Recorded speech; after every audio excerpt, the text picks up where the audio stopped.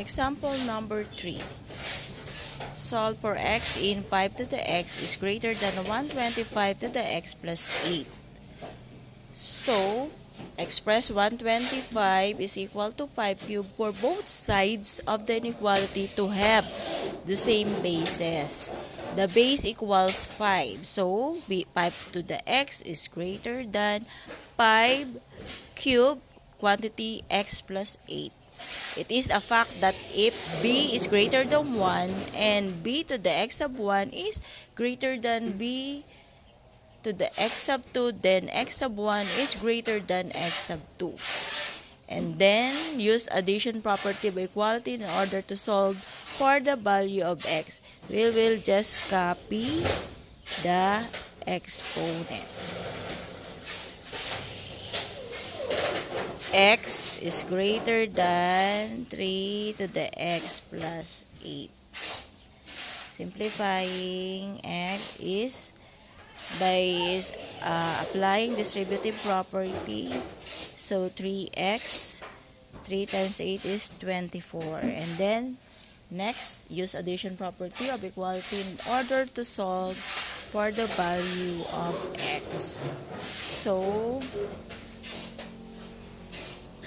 we will subtract x both sides of the equation. X minus x greater than 3x plus 24 minus x. So, x minus x equals 0. And then, we will also subtract negative 24 to both sides of the equation. So, 3x minus x is 2x minus 20 plus 24 minus 24. So, 24 minus 24 is 0. So, 2x negative 24. Negative 24 divided by 2. Or applying the multiplication property of equality, multiplying both sides of the equation by 1/2.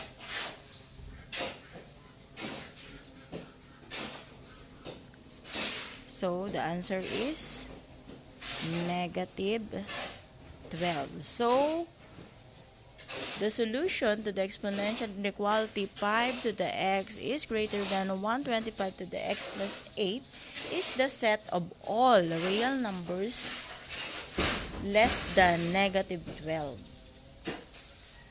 Or in symbol, x is less than negative 12.